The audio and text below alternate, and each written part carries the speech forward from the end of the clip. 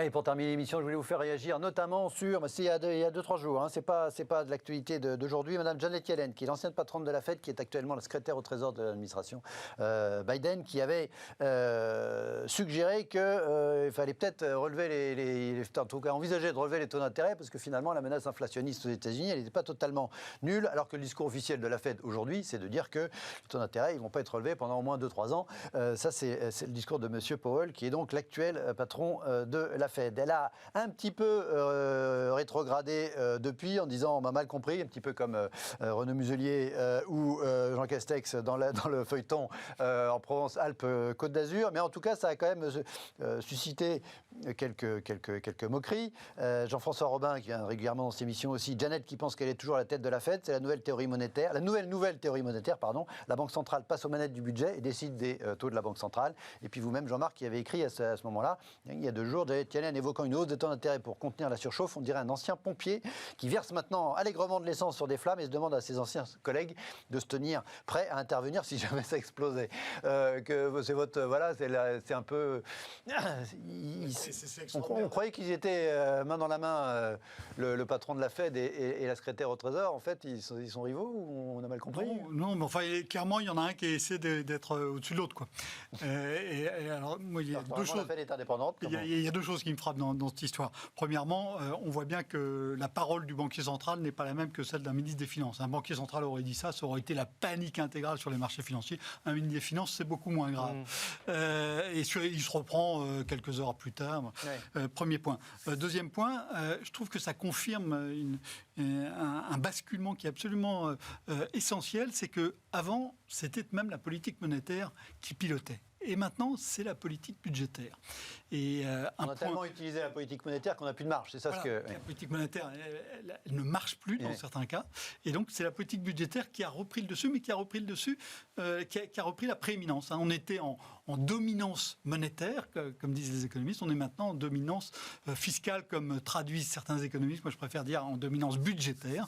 C'est-à-dire que c'est le budgétaire qui a en fait... de facto, même si la Réserve fédérale reste indépendante, qui a de facto la main sur la politique monétaire. Et les déclarations de Janet Yellen le montrent de manière absolument limpide. Il y a une autre chose qui le démontre de manière tout à fait claire pour moi, c'est qu'avant, le poste de gouverneur ou président de banque centrale, c'était l'apogée d'une carrière.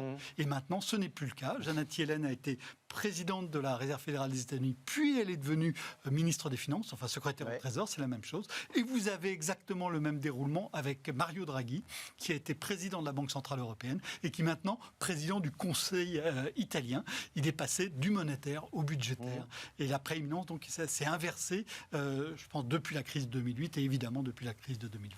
C'est le retour de l'État. Votre regard sur cette passe d'armes, Erwan? En France aussi, avec une ancienne ou un ancien président gouverneur de la Banque centrale qui sera peut-être président ou présidente un jour. Non, je suis tout à fait d'accord avec ce que vient de dire Jean-Marc. Le problème, c'est que ce qui est dommage dessus, d'un point de vue purement théorique, parce qu'encore une fois, le momentum est urgent, mais c'est que les banques centrales, malheureusement, ne sont plus leur indépendance. Leur indépendance, elle est à la fois d'un point de vue académique, économique et d'un point de vue de l'expérience justifiée et justifiable. Et là, maintenant, on remarque, d'ailleurs, c'est marrant parce que c'est ceux qui se plaignaient que Trump gérait la politique de la Banque centrale à coup de tweet, qui quelque part font un petit peu la même chose aussi. Donc ce qu'on reprochait à ses opposants, des fois on s'amuse à le faire soi-même.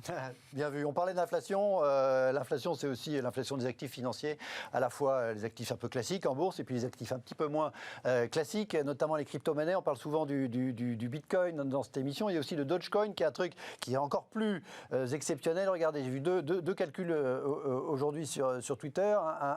Un tweetos qui a calculé si un Américain avait encaissé les 3 chèques de stimulus, c'est-à-dire les 2 chèques de Trump et le chèque de $1 400, le dernier de Biden, et qu'à chaque fois, le jour de la réception du chèque, il l'avait investi en Dogecoin, donc il a perçu $3 000 à peine, et alors c'était tout récent, et ça vaudrait déjà $500 000. Regardez le graphe de monsieur Mike Yulee. Voilà, ça c'est la valorisation. Les 3 chèques reçus du Trésor américain, signés du président, ça vaudrait déjà, s'ils avaient été, le Dogecoin, ça valait 2 centimes à peu près il y a 2-3 mois, quand j'ai commencé à en parler dans l'émission. Ça vaut 60 centimes ce soir. En pourcentage, c'est pas mal. Et un autre comparo, toujours sur le Dogecoin. On parlait des laboratoires tout à l'heure. Moderna, qui a globalement créé un vaccin qui a sauvé le monde, ou une partie. Ça vaut 70 milliards.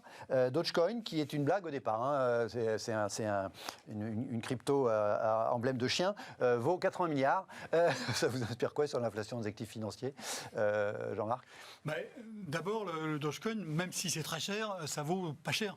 Vous pouvez en acheter 60 centimes. Voilà, le Bitcoin. La valeur unitaire. Le Bitcoin, c'est 550. Je ne sais pas combien il est aujourd'hui, mais enfin. 55, 60 000 dollars. 50 ou 60 000 dollars, vous n'avez pas ça forcément sous la main. Quelques centimes, vous pouvez dire, on peut toujours s'amuser.